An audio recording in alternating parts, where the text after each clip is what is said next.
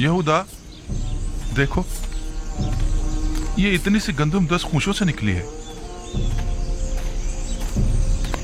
ये गंदम तो काश्त करने के लिए नाकाफी है। वाकई। बिन्यामीन,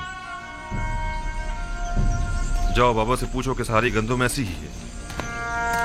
आया हम इसे काश्त करें या रहने दें? हाँ, उनसे मशवरा ले लो। जी अच्छा, मैं अभी पूछ कर आता हूँ। हम दीन हनीफ इब्राहिम के पैरोकार हैं और हमारी किताब आसमानी सहीफा है। दादा जान, हजरत इब्राहिम कौन थे?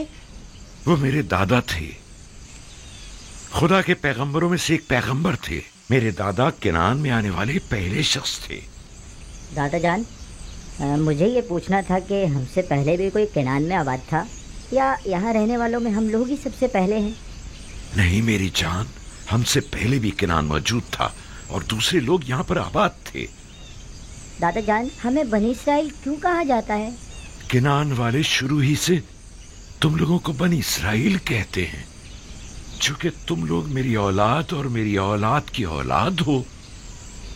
चूंकि मेरा नाम इसराइल है, लिहाजा तुम लोग और तुम्हारे बाप सब फर्जंदान इसराइल कहलाए जाते हैं।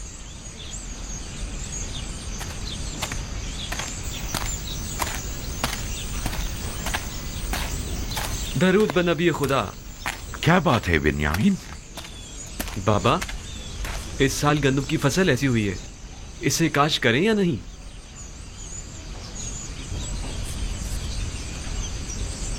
अगरचे ये न होने के बराबर है और काफी मेहनत तलब है, लेकिन क्या किया जाए, अभी तो सख्तियों के कई साल दरपेश हैं।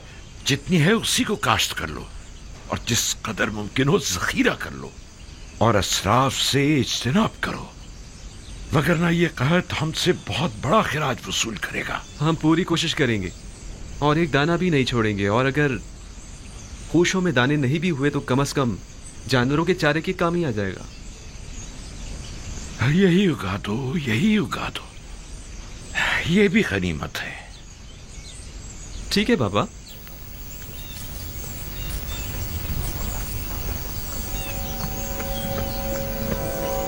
तीस साल होने को आए, मेरे बच्चों की जिंदगी से खैर बरकत हमेशा के लिए रुखसत हो गई है।